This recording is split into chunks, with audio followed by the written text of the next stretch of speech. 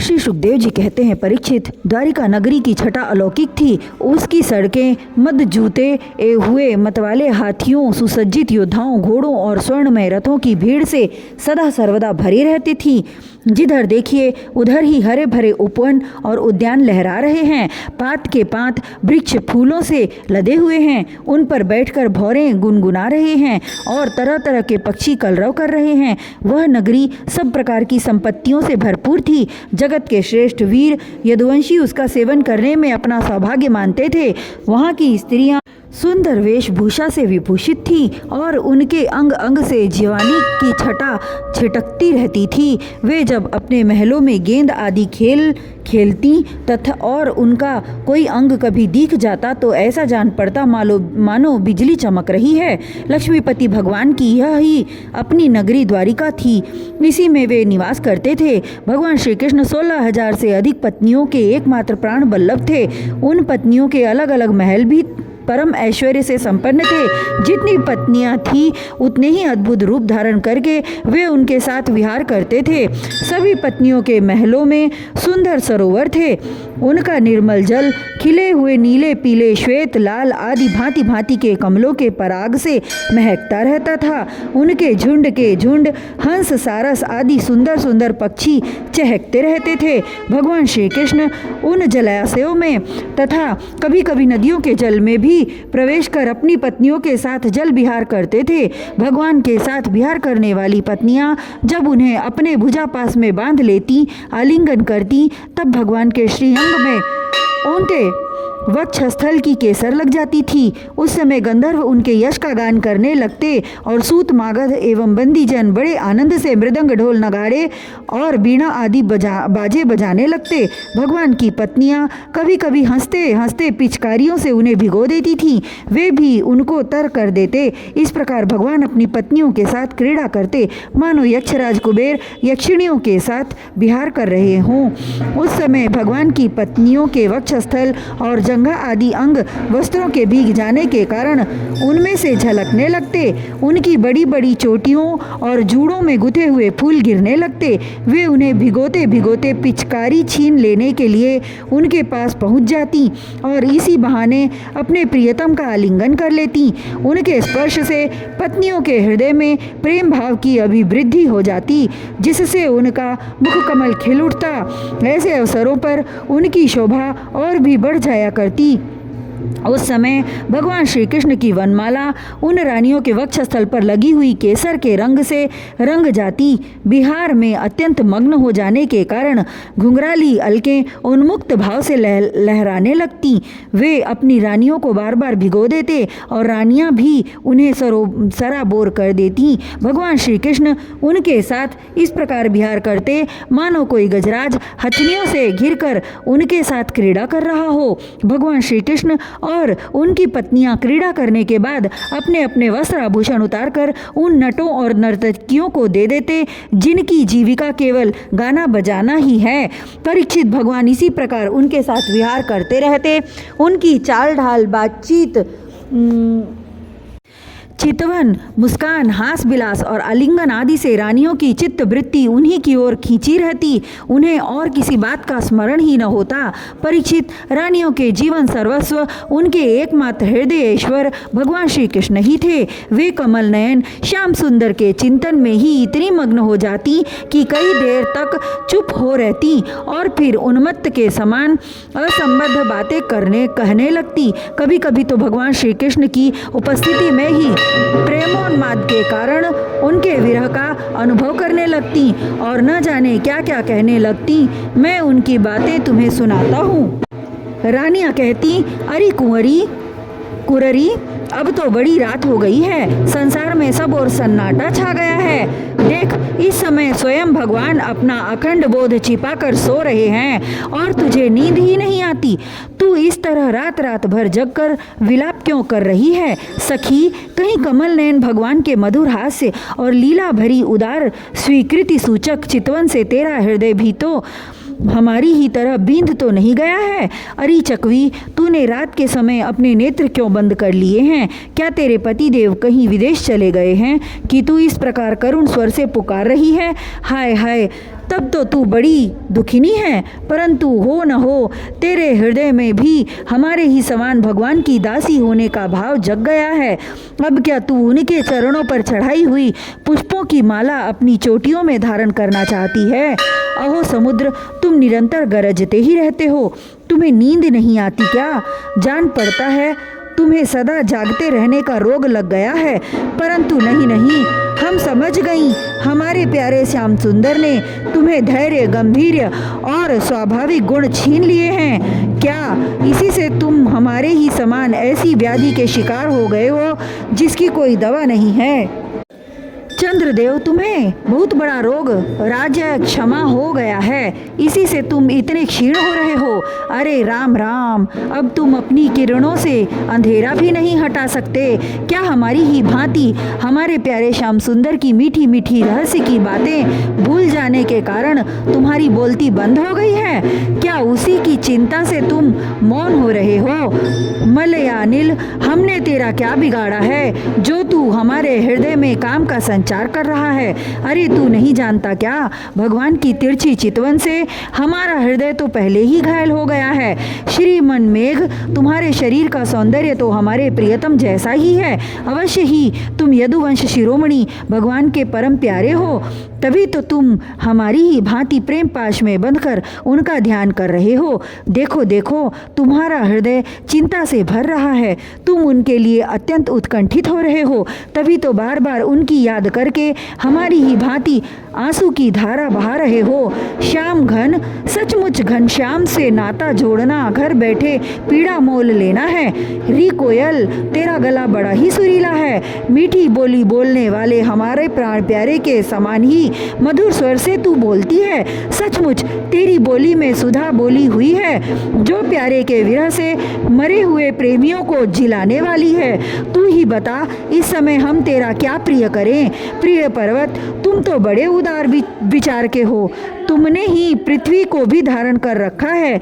न तुम हिलते डोलते हो और न कुछ कहते सुनते हो और न कुछ बोलते कहते सुनते हो। जान पड़ता है कि किसी बड़ी बात की चिंता में मग्न हो रहे हो। ठीक है, हम समझ गई, तुम हमारी ही भांति चाहते हो कि अपने स्तनों के समान बहुत से शिखरों पर मैं भी भगवान श्याम सुंदर के चरण कमल धारण करूं। समुद्र पत्नी नदियों, यह ग्रीष्म ऋतु है, तुम्हारे कुंड सूख गए हैं, अब तुम्हारे अंदर खिले हुए कमलों का सौंदर्य नहीं दिखता, तुम बहुत दुबली पतली हो गई हो। जान पड़ता है जैसे हम अपने प्रियतम श्याम सुंदर की प्रेम भरी चितवन न पाकर अपना हृदय खो बैठी हैं और अत्यंत दुबली पतली हो गई हैं, वैसे ही तुम भी मेघों के द्वारा अपने प्रियतम समुद्र का जल न पाकर ऐसी ही दीनहीन हो गई हो। हंस, आओ आओ, भले आए, स्वागत है, आसन पर बैठो, लो दूध पियो। प्रिय हंस, श्याम सुंदर की कोई बात तो सुनाओ, हम समझती हैं कि तुम उनके दूत हो, किसी के वश में न होने वाले श्याम सुंदर कुशल तो है ना? अरे भाई, उनकी मित्रता तो बड़ी स्थिर है, उनकी मित्रता तो बड़ी अस्थिर है, क्षण भंगुर है। एक बात तो बतलाओ, उन्होंने हमसे कहा था कि तुम्हें हमारी परम प्रियतमा हो, क्या अब उन्हें यह बात याद नहीं है? जाओ जाओ, हम तुम्हारी अनुनय विनय नहीं सुनती। जब वे हमारी परवाह नहीं करते तो हम उनके पीछे क्यों मरें? क्षुद्र के दूत, हम उनके पास नहीं जाती। क्या कहा? वे हमारी इच्छा पूर्ण करने के लिए ही आना चाहते हैं। अच्छा, तब उन्हें तो यहाँ बुला लाना, हमसे बातें कराना, परंतु कहीं लक्ष्मी को साथ न ले आना। अब क्या वे लक्ष्मी को छोड़कर यहाँ नहीं आना चाहते? यह कैसी बात है? क्या स्त्रियों में लक्ष्मी की एक ऐसी है जिनका भगवान से अनन्य प्रेम है?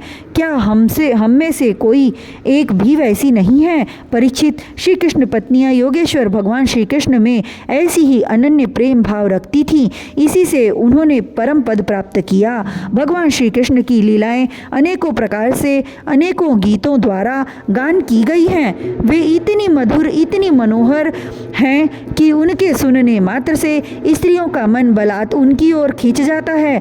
फिर जो स्त्रियां उन्हें अपने नेत्रों से देखती थी उनके संबंध में तो कहना ही क्या। जिन बड़भागिनी स्त्रियों ने जगत गुरु भगवान श्री कृष्ण को अपना पति मानकर परम प्रेम से उनके चरण कमलों को सहलाया, उन्हें नहलाया धुलाया, खिलाया पिलाया, तरह तरह से उनकी सेवा की, उनकी तपस्या का वर्णन तो भला किया ही कैसे जा सकता है।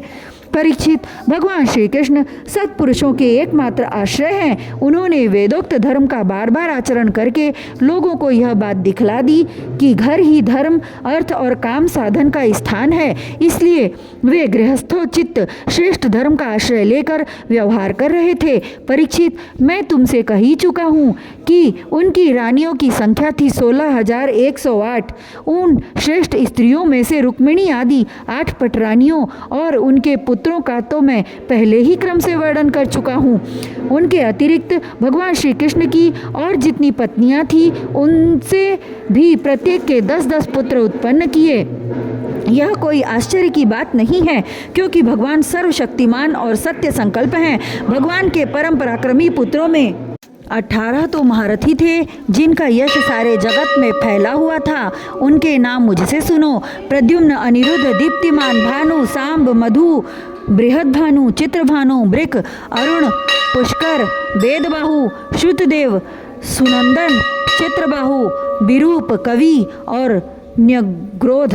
राजेंद्र, भगवान श्री कृष्ण के इन पुत्रों में भी सबसे श्रेष्ठ रुक्मिणी नंदन प्रद्युम्न जी थे।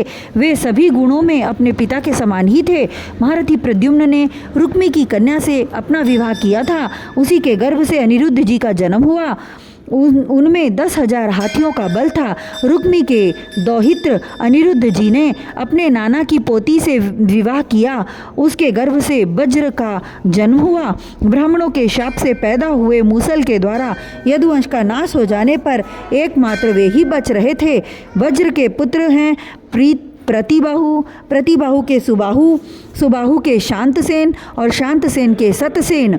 परीक्षित, इस वंश में कोई भी पुरुष ऐसा न हुआ जो बहुत सी संतान वाला न हो तथा जो निर्धन, अल्पायु और अल्प शक्ति हो। वे सभी ब्राह्मणों के भक्त थे। परीक्षित, यदुवंश में ऐसे ऐसे यशस्वी और पराक्रमी पुरुष हुए हैं जिनकी गिनती भी हजारों वर्षों में पूरी नहीं हो सकती। मैंने ऐसा सुना है कि यदुवंश के बालकों को शिक्षा देने के लिए 3,88,00,000 आचार्य थे। ऐसी स्थिति में महात्मा यदुवंशियों की संख्या तो बताई ही कैसे जा सकती है। स्वयं महाराज उग्रसेन के साथ एक नील के लगभग सैनिक रहते थे। परीक्षित, प्राचीन काल में देवासुर संग्राम के समय बहुत से भयंकर असुर मारे गए थे। वे ही मनुष्यों में उत्पन्न हुए और बड़े घमंड से जनता को सताने लगे। उनका दमन करने के लिए भगवान की आज्ञा से देवताओं ने ही यदुवंश में अवतार लिया था। परीक्षित, उनके कुलों की संख्या 101 थी। वे सब भगवान श्री कृष्ण को ही अपना स्वामी एवं आदर्श मानते थे। जो यदुवंशी उनके अनुयायी थे, उनकी सब प्रकार से उन्नति हुई। यदुवंशियों का चित्त इस प्रकार भगवान श्री कृष्ण में लगा रहता था कि उन्हें सोने बैठने, घूमने फिरने, बोलने खेलने और नहाने धोने आदि कामों में अपने शरीर की भी सुध न रहती थी। वे जानते ही न थे कि हमारा शरीर क्या कर रहा है। उनकी समस्त शारीरिक क्रियाएं यंत्र की भांति अपने आप होती रहती थीं। परीक्षित, भगवान का चरण धोवन गंगा जी अवश्य ही समस्त तीर्थों में महान एवं पवित्र हैं, परंतु जब स्वयं परम तीर्थ स्वरूप भगवान ने ही यदुवंश में अवतार ग्रहण किया, तब तो गंगा जल की महिमा अपने आप ही उनके सुयश तीर्थ की अपेक्षा कम हो गई। भगवान के स्वरूप की यह कितनी बड़ी महिमा है कि उनसे प्रेम करने वाले भक्त और द्वेष करने वाले शत्रु दोनों ही उनके स्वरूप को प्राप्त हुए। जिस लक्ष्मी को प्राप्त करने के लिए बड़े बड़े देवता यत्न करते रहते हैं, वे ही भगवान की सेवा में नित्य निरंतर लगी रहती हैं। भगवान का नाम एक बार सुनने अथवा उच्चारण करने से ही सारे अमंगलों को नष्ट कर देता है। ऋषियों के वंशजों में जितने भी धर्म प्रचलित हैं, सबके संस्थापक भगवान श्री कृष्ण ही हैं। वे अपने हाथ में काल स्वरूप चक्र लिए रहते हैं। परीक्षित, ऐसी स्थिति में वे पृथ्वी का भार उतार देते हैं। यह कौन बड़ी बात है। भगवान श्री कृष्ण ही समस्त जीवों के आश्रय स्थान हैं। यद्यपि वे सर्वदा सर्वत्र उपस्थित ही रहते हैं, फिर भी कहने के लिए उन्होंने देवकी जी के गर्भ से जन्म लिया है। यदुवंशी वीर पार्षदों के रूप में उनकी सेवा करते रहते हैं। उन्होंने अपने भुजबल से अधर्म का अंत कर दिया है। परीक्षित, भगवान स्वभाव से ही चराचर जगत का दुख मिटाते रहते हैं। उनका मंद मंद मुस्कान से युक्त सुंदर मुखारविंद ब्रज स्त्रियों और पुर स्त्रियों के हृदय में प्रेम भाव का संचार करता रहता है। वास्तव में सारे जगत पर वही विजयी हैं। उन्हीं की जय हो, जय हो। परीक्षित, प्रकृति से अतीत परमात्मा ने अपने द्वारा स्थापित धर्म मर्यादा की रक्षा के लिए दिव्य लीला शरीर ग्रहण किया और उसके अनुरूप अनेकों अद्भुत चरित्रों का अभिनय किया। उनका एक एक कर्म स्मरण करने वालों के कर्म बंधनों को काट डालने वाला है। जो यदुवंश शिरोमणि भगवान श्री कृष्ण के चरण कमलों की सेवा का अधिकार प्राप्त करना चाहे, उसे उनकी लीलाओं का ही श्रवण करना चाहिए।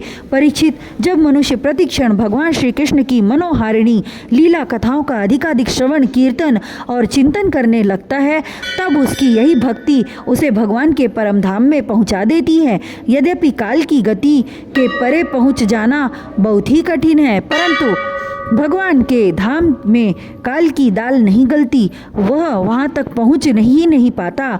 उसी धाम की प्राप्ति के लिए अनेक सम्राटों ने अपना राजपाट छोड़कर तपस्या करने के उद्देश्य से जंगल की यात्रा की है। इसीलिए मनुष्य को उनकी लीला कथा का ही श्रवण करना चाहिए।